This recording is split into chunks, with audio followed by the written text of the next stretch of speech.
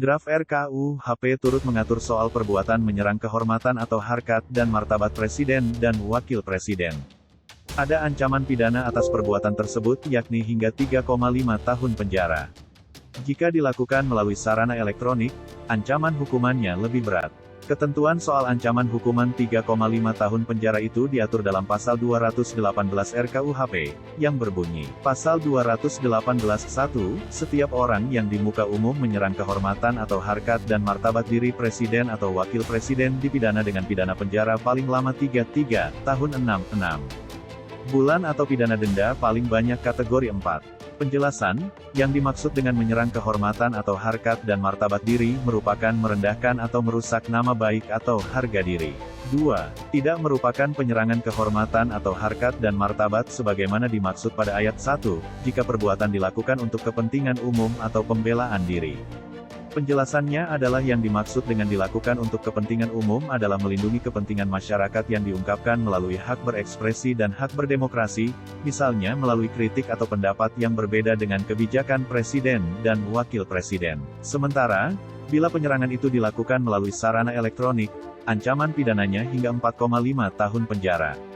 Hal itu diatur dalam Pasal 219 yang berbunyi, Pasal 219 setiap orang yang menyiarkan, mempertunjukkan, atau menempelkan tulisan atau gambar sehingga terlihat oleh umum, memperdengarkan rekaman sehingga terdengar oleh umum, atau menyebarluaskan dengan sarana teknologi informasi yang berisi penyerangan kehormatan atau harkat dan martabat terhadap Presiden atau Wakil Presiden dengan maksud agar isinya diketahui atau lebih diketahui umum dipidana dengan pidana penjara paling lama 4 tahun 6 bulan atau pidana denda paling banyak kategori 4.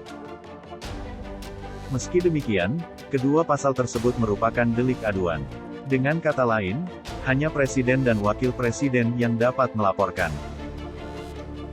Berikut bunyi pasalnya, Pasal 221, tindak pidana sebagaimana dimaksud dalam Pasal 218 dan Pasal 219 hanya dapat dituntut berdasarkan aduan. 2. Pengaduan sebagaimana dimaksud pada ayat 1, dapat dilakukan secara tertulis oleh Presiden atau Wakil Presiden. Pasal ini sempat menuai sorotan. Pemerintah pun memasukkan pasal ini ke dalam 14 isu krusial yang sempat dibahas lebih lanjut. Meski demikian, Wakil Menteri Hukum dan HAM, Edward Omar Sharif Hiraej, menegaskan bahwa pasal ini tidak akan dihapus.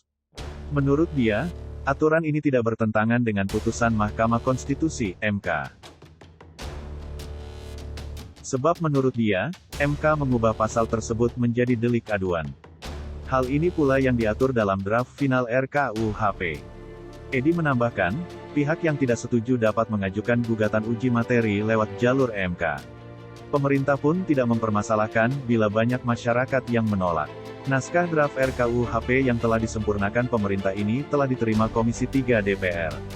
Saat ini masih dalam pembahasan komisi.